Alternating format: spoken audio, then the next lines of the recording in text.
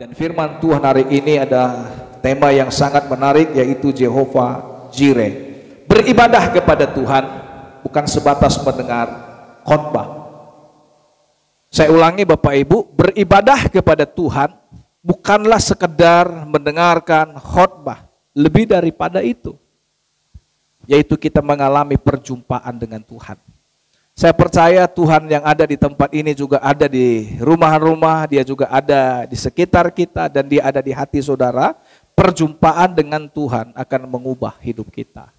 Ibu bapak yang saya kasih dalam Tuhan, kalau kita dengar firman dan kita bertemu dengan Yesus, maka di hati kita akan ada aliran-aliran air hidup yang membuat kita akan tetap tenang, damai, dan sukacita di tengah-tengah dunia yang sedang mengalami gundah gulana ini. Baik, kita akan membuka firman Tuhan dari kitab Kejadian pasal 22, saudaraku. Kembali saya katakan firman Tuhan yang sudah biasa Bapak Ibu mungkin dengar, baca, bahkan membagikannya mungkin dalam pertemuan-pertemuan komsel kita, bahkan dalam pertemuan-pertemuan ibadah. Namun saya percaya firman Tuhan selalu baru bagi kita setiap hari. Kejadian pasal 22, saudaraku, perhatikan temanya di sana ialah bahwa kepercayaan Abraham diuji. Nah, Ibu Bapak, kita akan baca secara bergantian dari ayatnya yang ke-8 atau ayat 7 sampai ayatnya yang ke-14. Dari ayat 7 sampai ayat ke-14. Kita akan baca secara responsor ya, secara bergantian.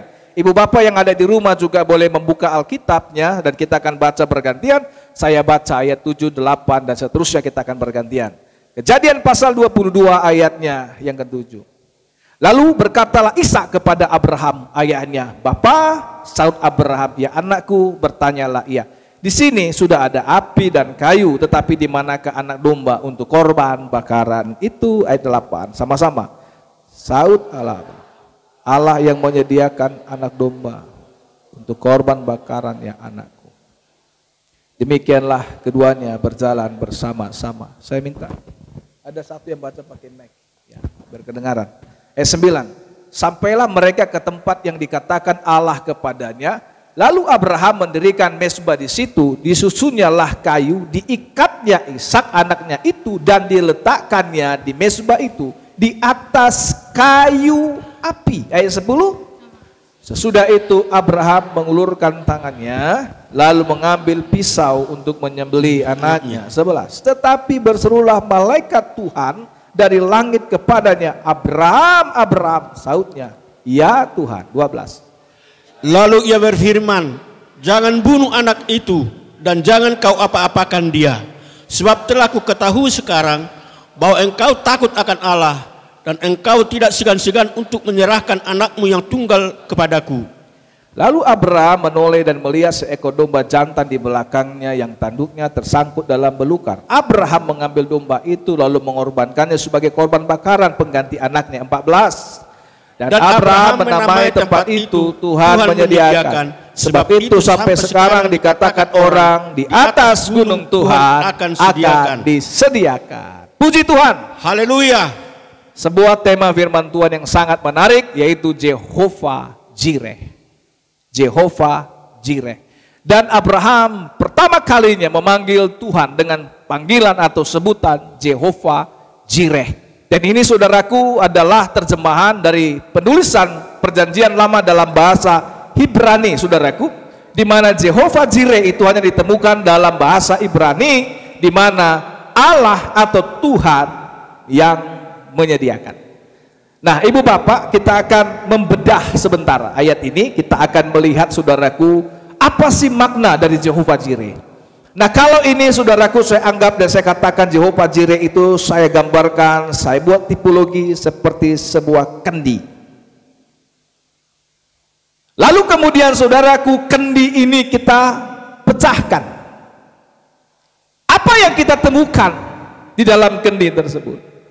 Ada banyak orang berpikir, saudaraku, dengan pikiran yang sangat sederhana ketika orang bilang begini, Jehovah Jireh, Tuhan menyediakan. Dia akan berpikir, saudaraku, bahwa apa yang dia makan, apa yang dia minum, apa yang dia pakai, semua itu sudah tersedia. Nah, kalau kita membedah kendi, saudaraku, yang tulisannya Jehovah Jireh, lalu kita pecahkan, apa yang ada di dalam? Tidak sesederhana waktu kita berpikir tentang Jehovah Jireh. Tidak semudah pada waktu kita memikirkan tentang Allah menyediakan. Nah, kalau kita melihat konsep alur mundur ke belakang, saudaraku, bagaimana Abraham, saudaraku, pada akhirnya di atas bukit di mana Tuhan menyediakan sebuah korban, seekor domba di sana untuk korban persembahan di atas bukit Moria tersebut, tidak mudah. Kita akan mundur ke belakang, saudaraku. Yang dilakukan Abraham ketika Tuhan minta kepada Abraham, saudaraku, dia bilang kepada Abraham, Abraham, aku mau kau persembahkan anakmu Ishak kepadaku.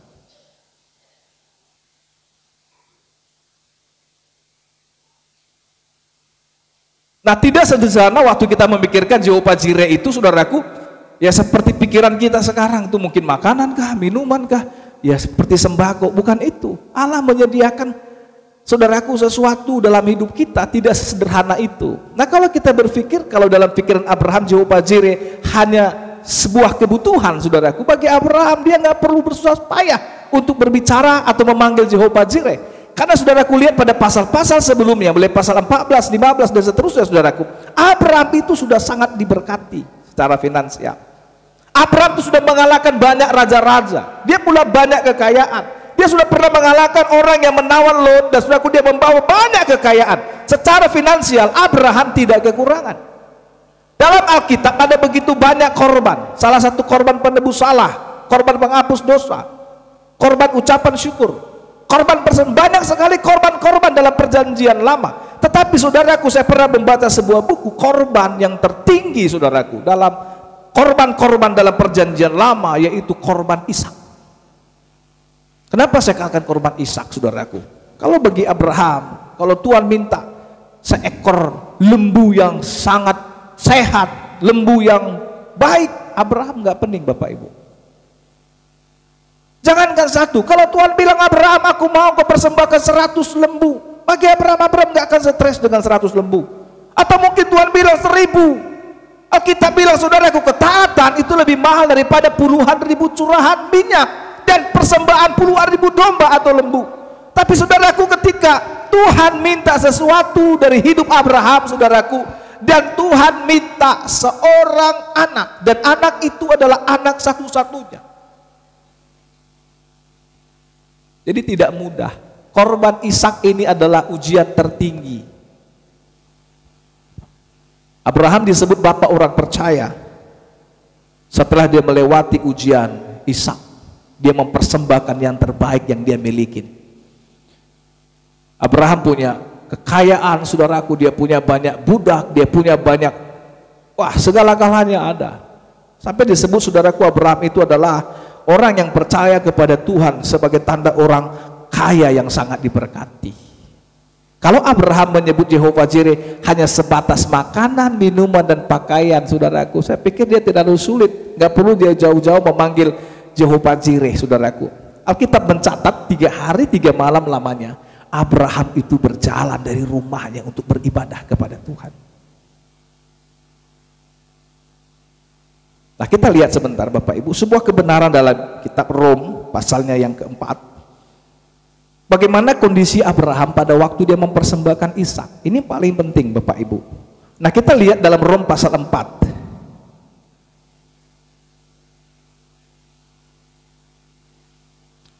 Ayatnya yang ke-17.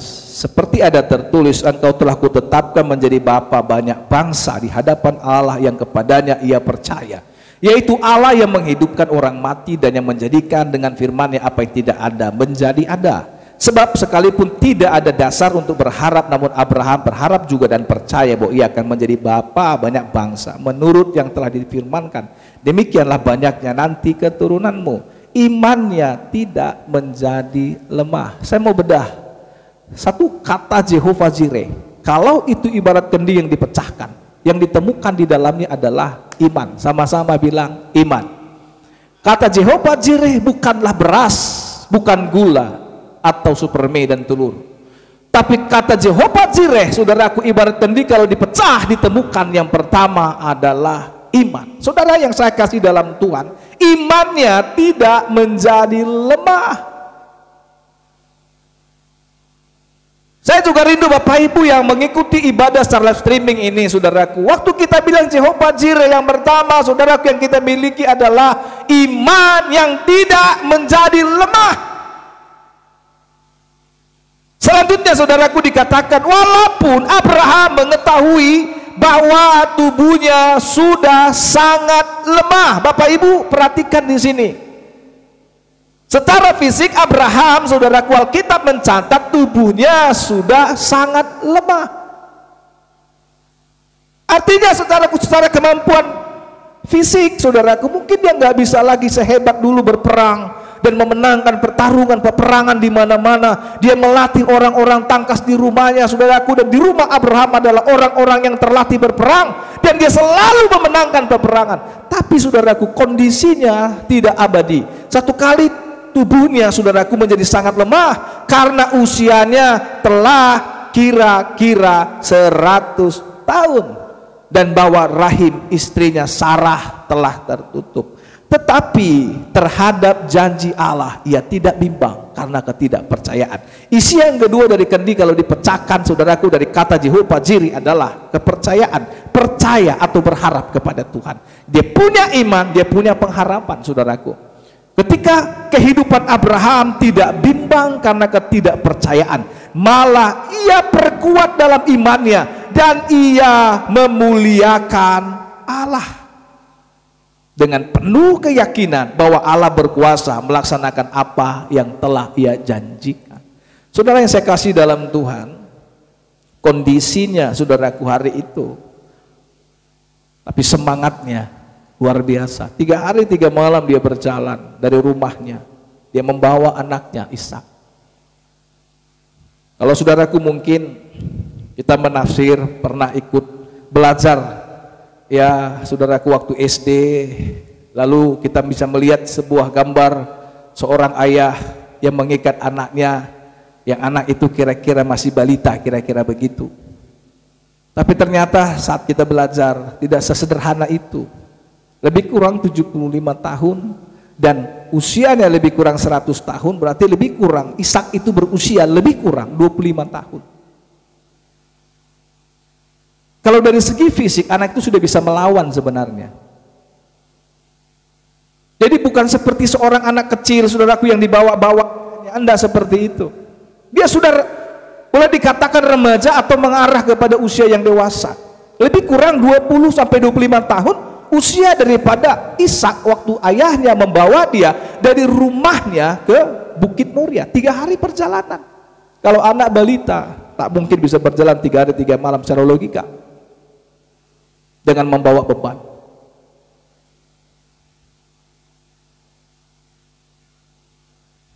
Dalam perjalanan itu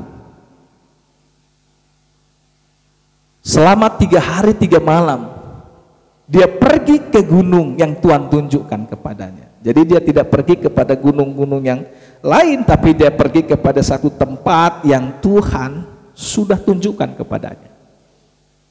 Dalam perjalanan itu, saudaraku, anaknya bertanya, sudah ada kayu bakar apa ya? Bapak, sudah ada api. Tapi Ishak bertanya, di manakah domba, korban persembahan itu? Saudara saya kasih dalam Tuhan, selama dalam perjalanan, pertanyaan itu adalah pertanyaan yang sangat menusuk hati sebenarnya. Karena Abraham tahu Ishaklah yang akan menjadi korbannya. Tapi dalam kitab Rom dia berkata, saudaraku, karena kepercayaannya, saudaraku, Allah yang dia percaya, pada ayat 17 dikatakan, di hadapan Allah yang kepadanya ia percaya, itu Allah yang menghidupkan orang mati. Luar biasa. Kalaupun anakku ini mati ku sembelih, Abraham masih punya keyakinan dia punya Tuhan yang dapat menghidupkan orang mati. Amin Bapak Ibu. Dia punya Tuhan yang bisa menciptakan dengan firman-Nya apa yang tidak ada menjadi ada. Selama 3 hari 3 malam dia berjalan bersama dengan anaknya yang sangat dia kasihi, anak yang sangat dia cintai, menjadi ahli waris dari segala apa yang dimilikinya, saudaraku. Pada hari itu dia membawa anaknya di atas Bukit Moria. Alkitab mencatat maka Abraham mendirikan mezbah. Tentu tidak mudah mendirikan mezbah, membutuhkan beberapa waktu. Ishak juga ikut membantu ayahnya membuat mezbah. Setelah mezbah itu selesai, dia bangun. Dan dia bilang lagi kepada anaknya, "Nak, kaulah yang kupersembahkan." Maka Ishak mengulurkan tangannya, dan ayahnya mengikat tangannya dan mengikat kakinya, dan membuat Ishak di atas mezbah. Saya yakin ibu bapak yang saya kasih dalam Tuhan, sebagai manusia biasa, hatinya pasti menangis. Lagi-lagi imannya diuji. Lagi-lagi kepercayaannya diuji.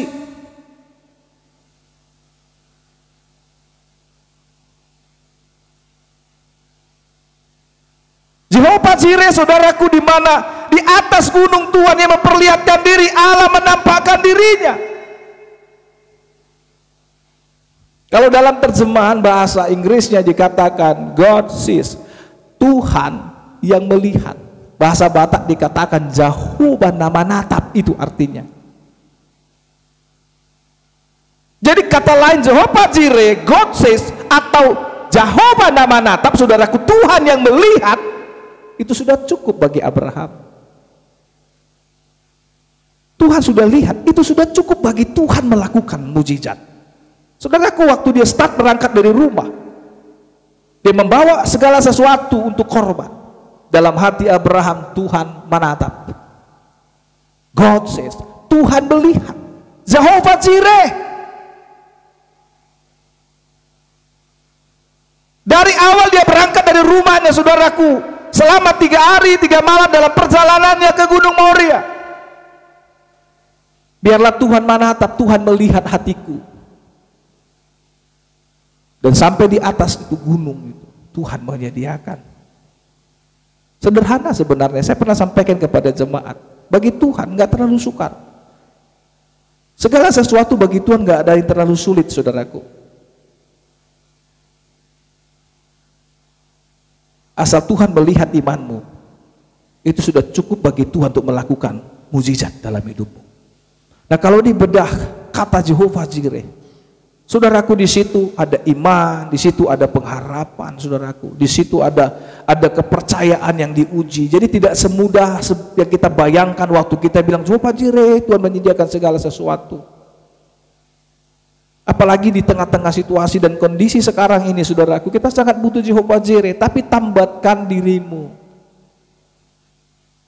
ikat dirimu di atas mezbah. Bangun hubunganmu di atas mezbah dengan Tuhan. Saudaraku, ketika Ishak terikat, Tuhan hadir di situ. Lalu Abraham bilang Jehovah Jireh. Jadi kalau ditarik mundur, saudaraku, ada banyak perjalanan-perjalanan yang dilewati oleh iman seorang yang bernama Abraham sampai dia di Bukit Moria, lalu dia memanggil Jehovah Jireh. Kita jangan langsung masuk di Bukit Moria Jehovah Jireh gitu, saudaraku. Tapi ada proses-proses iman yang dilewati oleh Abraham sebagai bapak orang percaya. Tidak mudah, saudaraku. Terikat di atas mezbah itu menjadi kunci kita dipelihara Tuhan. Amin ya.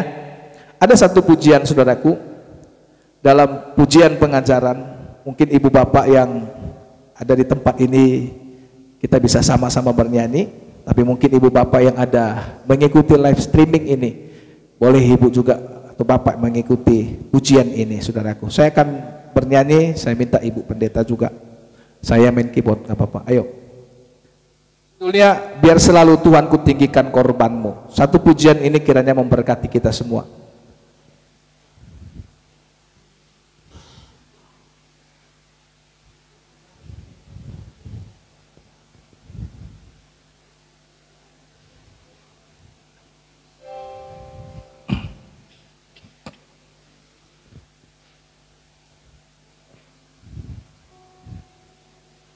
Ibu bapak, kita akan sama-sama diberkati lewat pujian ini. Biar selalu Tuhan ku tinggikan korbanmu.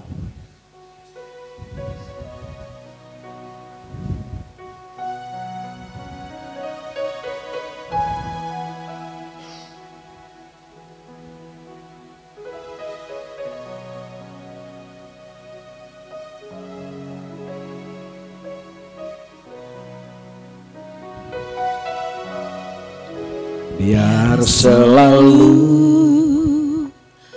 Tuhan ku tinggikan korban-Mu, tinggikan korban-Mu di hidupku. Ku tak ingin Tuhan melepaskan diriku dari kuat kuasa korban-Mu. Jadikanlah daku rumah-Mu ya Tuhan. Jadikanlah daku rumah-Mu yang kudus, rumah-Mu yang kudus, yang berkenan selalu di hati-Mu. Senantiasa rela mempersembahkan korban, tak bisa hidupku bagi-Mu. Di atas korban-Mu ku alaskan tabisanku. Di atas korban-Mu ku percayakan hidupku. Di atas korban-Mu ku akan menang atas semua, dan ku menjadi milik-Mu selamanya. Sekali lagi sama-sama kornya. Di atas korban-Mu, di atas korban-Mu ku alaskan tabisanku. Di atas korban-Mu ku percayakan hidupku. Di atas korban-Mu ku akan menang atas semua, dan ku menjadi milik-Mu selamanya. Dan ku menjadi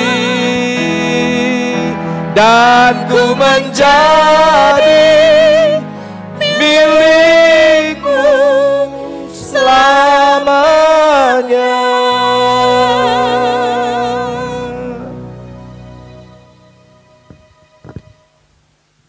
Baik Ibu Bapak, pujian ini sangat memberkati kita. Amin Bapak Ibu. Ya, ketika kita saudaraku di atas korban, kita mengalaskan tabisan di atas korban Kristus, saudaraku, yang kita percaya, yang memelihara kita. Di atas korban Kristus kita akan menang atas semua. Dan kita akan menjadi milik Tuhan selamanya. Sebenarnya saudaraku, ketika kita jadi milik Tuhan, ini rahasia kita. Dipelihara Tuhan. Kita bisa bilang tiap hari, Jehovah Jireh, Allah menyediakan saat Ishak itu telah tertambat di atas mezbah. Ada banyak orang mau Bapak Ibu kebutuhan finansialnya dicukupkan, saudaraku, enggak kekurangan apapun, saudaraku, apa saja, seolah-olah dia mau, saudaraku, semua yang dia minta dalam nama Tuhan disediakan, diberi kepadanya, tapi hidupnya enggak mau terikat dengan Tuhan. Saya juga rindu Bapak Ibu yang mengikuti ibadah ini, pesan firman Tuhan sederhana hari ini, Jehovah Jireh adalah kehidupan yang terikat, tertambat dengan Tuhan. Kalau hati kita dipecah, kendi itu dipecah, isinya adalah ketaatan, kepercayaan, kesetiaan kepada Tuhan. Kehidupan yang loyalitas seperti Abraham. Seorang bapak tidak mudah mempersembahkan satu-satunya anak yang dimiliki Tapi Ishak taat, Abraham taat, Yesus taat. Ketika dia diikat, dibawa ke salib, mati di kayu salib, dia punya kekuatan untuk melawan sebenarnya, tapi dia taat. Supaya apa? Rencana Bapa terjadi bagi kita. Inilah kemurahan Tuhan buat kita pagi hari ini, Bapak Ibu yang saya kasih dalam Tuhan. Apapun masalah Bapak Ibu, persoalan yang sedang kau hadapi hari-hari ini. Saya tadi pagi baca sebuah renungan, saudaraku, seorang sahabat berkata begini, mungkin di masa pandemi ini kita nggak dapat sembako. Ya, mungkin nama kita sudah didata, tapi kita nggak dapat sembako. Jangan sedih, percaya dan doakan. Besok kita yang bagi sembako, katanya, saudaraku. Artinya kita harus punya sebuah iman yang mantap. Ya, kita bisa membagi berkat bagi banyak orang, saudaraku. Apakah ini bisa terjadi? Kalau Jehovah Jireh menyertai kita, apa yang tidak bisa Tuhan lakukan, saudaraku?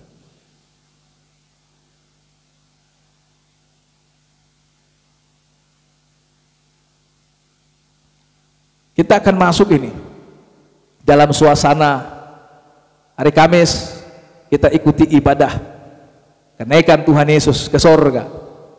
Dan biasanya malamnya kita akan ibadah 10 malam menyongsong hari Pentakosta. Saya baca, saudaraku, sebuah statement dari Pak Presiden kita. Kita harus bisa hidup berdampingan dengan COVID-19. Ini, saudaraku, sebuah penafsiran yang sangat luas sebenarnya. Anda bisa menafsirkan ini apa saja. Ketika dikatakan, saudaraku, berdampingan, berarti virus ini mungkin nggak akan hilang. Ini penafsiran saya. Kalau saudara menafsir sesuatu, silahkan, itu hak kita, nggak bisa dituntut. Kalau saya bilang ini, saudaraku, seperti ini, nggak bisa dituntut. Ini kan penafsiran saya, nggak hilang virus itu. Berapa lama kita nggak tahu. Tapi dalam tenggang waktu yang tidak tahu, dalam situasi yang menunggu, saudaraku, bagi saya penafsiran ini begini: Anda bisa hidup di tengah-tengah pandemi COVID-19 ini, saudaraku, tapi dengan ikuti apa yang menjadi anjuran kesehatan pemerintah. Sampai dibilang, saudaraku, kita akan memasuki cara gaya hidup baru. Ya. Ada banyak penyakit, saudaraku, atau virus yang sampai hari ini masih ada, nggak hilang. Saya satu contoh, saudaraku, yaitu HIV/AIDS. HIV juga sampai sekarang belum ada obatnya.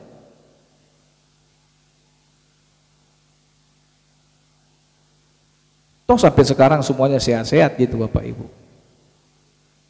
Nah, kalau ini muncul lagi virus baru yang namanya COVID-19, lalu, saudaraku, ketika Presiden anjurkan kita, yuk hidup berdampingan dengan COVID-19 ini, artinya nggak mungkin dalam waktu yang lama kita nggak beraktivitas gitu, tapi hiduplah dengan cara baru.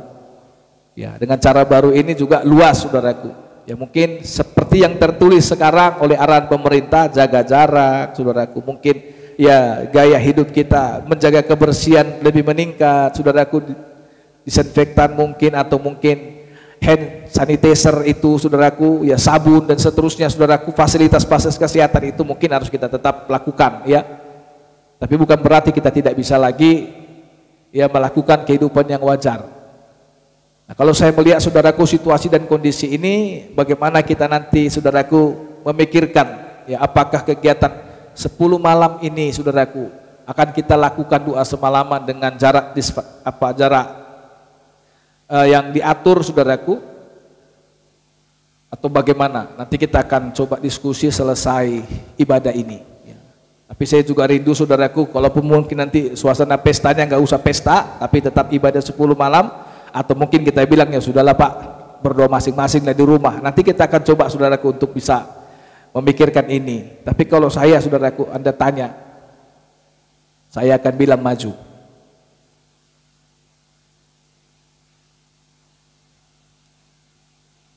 Amin. Haleluya. Ya, kalau sudah seperti itu saudaraku, berarti silakan hidup berdampingan, jaga jarak, hidup wajar, hidup layak, ya, sampai badai ini berlalu. Ya mungkin saudaraku seorang ahli juga bilang lebih kurang 2 tahun ke depan ini saudaraku baru hilang, 2 tahun ke depan. Baru kita bisa normal kembali. Gimana 2 tahun lagi, nggak ngerti kita saudaraku. Kita doakanlah ya sehat-sehat semua jemaat ini. Tapi jangan sampai mental kita putus, semangat kita putus saudaraku, pengharapan kita putus. Ingat nih, Jehovah Jireh. Saat kehidupan kita terikat di atas mezbah, saudaraku, di sanalah Tuhan menyediakan apa yang kita butuhkan. Kebutuhan rohani, kebutuhan jasmani kita, kebutuhan rohani kita, kebutuhan materi kita, saudaraku, Tuhan sediakan. Kalau kita jadi milik kepunyaan Tuhan, yang hidupnya terikat dengan Tuhan, saudaraku. Kalau kita nggak terikat dengan Tuhan, hidup kita nggak tertambat dengan Tuhan, kita nggak cari Tuhan, kita punya banyak alasan, Bapak Ibu. Tapi Abraham nggak punya alasan apapun selain dia cari Tuhan. Saya mau katakan saudaraku, untuk dipelihara Tuhan, ini menjadi ayat terakhir buat kita. Kata kuncinya, jadilah gereja yang aktif. Sama-sama bilang gereja yang aktif. Kalau kita mau diperhatikan Tuhan, sederhana saja, jadilah gereja yang aktif. Saya buka satu ayat saudaraku dari kitab Rut. Nah, yang membuat Boas tertarik kepada Rut bukan karena cantiknya, tapi karena dia adalah seorang perempuan yang sangat aktif bekerja di ladang Boas. Bapak Ibu lihat di situ. Saya akan lanjut di ayat yang tepatnya, saudaraku, saya akan baca. Ayat 5 saya baca, ya, karena ini agak sensi, ada kata yang tidak pas kalau bahasa Batak dibaca, orang-orang Batak ini. Saya baca begini. Ayat 5, lalu kata Boas kepada hambanya. Boleh lihat di situ? Nah, Rut pasal 2 ayat 5. Nah, saya aja yang baca. Ya. Lalu kata Boas kepada hambanya yang mengawasi penyabit-penyabit itu, dari manakah perempuan ini? Dari mana ini perempuan, saudaraku? Hamba yang mengawasi penyabit-penyabit itu menjawab, dia adalah seorang perempuan Moab. Dia pulang bersama-sama dengan Naomi dari daerah Moab. Tadi ia berkata, izinkanlah kiranya aku memungut dan mengumpulkan jelai dari antara berkas-berkas jelai ini di belakang penyabit-penyabit. Begitulah ia datang dan terus sibuk. Saudara boleh garis bawahi Alkitab saudara. Ketika ia datang dan terus sibuk dari pagi sampai sekarang, dan seketika pun ia tidak pernah berhenti. Katakan amin Bapak Ibu. Inilah Rut. Gereja yang aktif, saudaraku, gereja yang mencari, gereja yang bekerja. Ini saudaraku yang menarik perhatian Boas. Siapakah perempuan ini? Sehingga seorang hamba berkata, Tuhan, dia minta izin tadi dari pagi, dia minta izin memungut jelai-jelai, dan tidak seketika pun dia berhenti dari pagi sampai sekarang. Dan Boas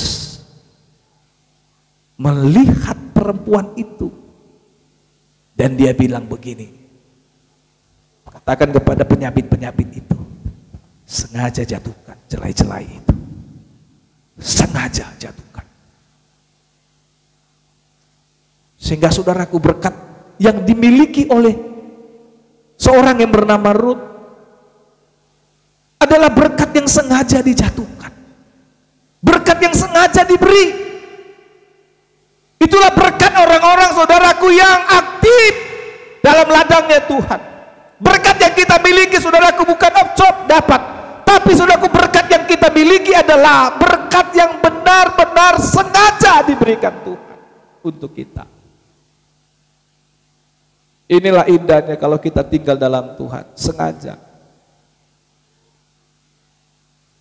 Berkat Tuhan itu khusus spesial dia berikan untuk Rut. Wah, luar biasa. Tiap hari dia pulang, dia membawa berkas-berkas yang banyak, saudaraku. Alkitab mencatat akhirnya, saudaraku, dia bawalah jelai-jelai ini ke rumahnya, dia bawa ke mertuanya Naomi, saudaraku, dari musim jelai sampai pada lewat musim kemarau mereka terpelihara. Ya, mereka melewati musim-musim sukar, musim-musim sulit. Kenapa? Karena ada wanita yang aktif, saudaraku, yang bekerja dari pagi, petang, dan tidak berhenti sampai sekarang. Itu yang membuat luluh hati seorang yang bernama Boas. Jangan mengeraskan hati. Ada banyak orang dinasihati, saudaraku, keras terus hatinya. Ada seorang bapak, dia bilang sama temannya, "Le, aku baca sebuah buku, Le, rupanya bahaya merokok." Gitu. Buku apa kau baca, Le? Ada buku. Kalau merokok katanya kanker, kalau merokok katanya mati, kalau merokok katanya ya, bisa banyak kali sakit penyakit di paru-paru kita nih, Le. Oh gitu, Le. Jadi sekarang macam mana katanya? Ya itulah, semenjak aku baca buku itu, Le, berhenti aku. Udah berhenti ke merokok? Enggak, berhenti aku baca buku itu, katanya saudaraku. Jadi bukan berhenti merokok, saudaraku, berhenti baca buku itunya dia. Semenjak itu gak dibacanya lagi, saudaraku. Berarti dia keraskan hati terus merokok. Ada juga begitu, saudaraku, seorang sekolah Alkitab, ya bukan di kita, saudaraku. Dia masih merokok, dia masih merokok. Gitu. Ya sebelah kirinya kan Alkitab, gitu. Nah, dia merokok. Ini Alkitab, saudara. Terkejut dia tiba-tiba jumpa sama hamba Tuhan, saudaraku. Nah, saking terkejutnya kan, biasanya kan orang jalan rokok di belakang, saudaraku, supaya nggak ketahuan, Alkitab di depan. Nah gitu, saudaraku. Karena terkejut dia tiba-tiba salah simpan, saudaraku. Disimpannya Alkitab, ditarik rokoknya. Nah, inilah bahaya, saudaraku, ya. Kalau orang yang mengeraskan hati dipermalukan, ya kan, Bapak Ibu. Tapi kalau kita mau taat, kita dengar-dengaran kepada suara Tuhan, saudaraku. Jangan bilang sejak itu aku berhenti membaca buku itu. Tapi harusnya kita bilang semenjak itu aku berhenti dan kita bertobat, saudaraku. Jadi kehidupan yang terikat dengan Tuhan, yang tertambat dengan Tuhan, saudaraku, itu rahasia. Ruth itu diberkati dan dipelihara oleh Tuhan. Gereja yang aktif. Jadi Abraham itu bukan gereja yang pasif, saudaraku, tapi dia gereja yang aktif. 3 hari 3 malam, ya, beribadah kepada Tuhan. Jadi jangan, aduh, saudaraku, ini memang situasinya masih COVID begini, saudaraku, ya sudah. Saudara yang mau, yang pengen, silakan, saudaraku. Tapi satu kali di hati kita juga harus ada kerinduan, aku mau beribadah. Ya, aku mau beribadah. Nggak apa-apa besok kalau dibilang harus physical distancing nanti, saudaraku, nggak apa-apa, kita isi kiri kanan gereja ini dengan kursi semua. Amin. Nggak apa-apa, sikit-sikit kena panas lah, nggak perlu kita sewa terpal untuk itu. Ya, seperti si Ruth saja tahan panas, saudaraku, nggak apa-apa, dari pagi sampai petang dia ada di ladang Boas, saudaraku, aktif. Yang terlambat di pinggir. Makanya kalau mulai ke depan nanti beribadah, saudaraku, yang cepat-cepat di dalam, ya ada ruang suci, ada di halaman, saudaraku. Kadang-kadang dibilang ibadah, saudaraku, aduh Pak, mohon maaf Pak, karena COVID. Nah, ada lewat nanti COVID, saudaraku, mohon maaf. Ada banyak orang, saudaraku, iya kan, disuruh ibadah live streaming, saudaraku. Nah, ini live streaming ini pun saya nggak ngerti, ini, saudaraku, apakah jemaat memang live streaming di rumah? Karena ibadah ini bicara keaktifan sebenarnya, Ibu Bapak. Aktif gitu, Bapak Ibu. Ada orang yang sungguh-sungguh memang ikuti ibadah, saudaraku. Di foto, mereka pakai gitar bersama, mereka menyembah bersama. Tapi yang lain nggak ngirim, berarti ada apa dengan cinta?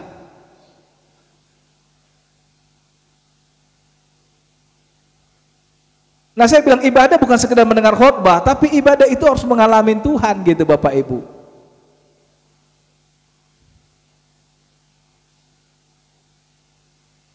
Kalau kita dapat yang ori, kenapa dapat KW?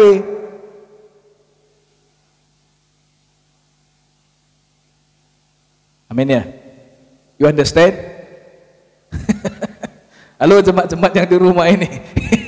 Harus aktif. Udah cukup lah, saudaraku. Presiden sudah kasih sinyal kok. Bersahabat dengan COVID, artinya saudaraku ibadah, tapi dengan menggunakan, saudaraku, aturan pemerintah. Nggak ngerti juga, kalau ditentukan bulan depan nanti udah bisa, katanya ya bulan depan kita. Tapi karena sinyal, saudaraku, nggak ada satupun yang bisa pastikan kapan badai ini berlalu. Tapi cara hidup kita yang kita perlu baharuin.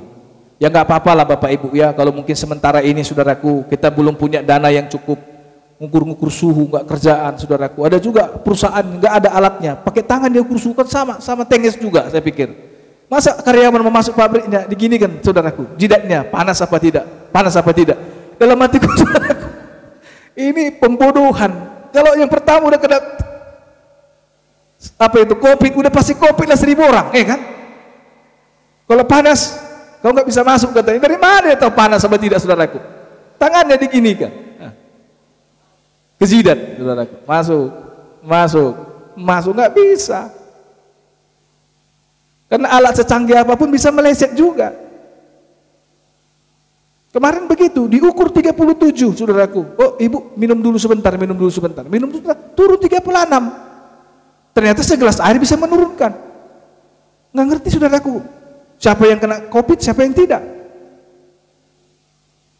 Tapi kalau 38, terus 38, dikasih pun saudaraku teh, tetap 38, 30, wah dikasih jus 38, ini udah pulanglah kau katanya saudaraku. Tapi bagaimana kita membuktikan di gereja seperti itu? Ya sudahlah, tetap jaga jarak. Kalaupun nggak masih jalangan saudaraku, apa boleh buatlah, ya. Kalaupun jemaat mungkin mau salam saudaraku, ya salam kasih Kristus lah. Mau lo jalan-jalan barisi beli kamu.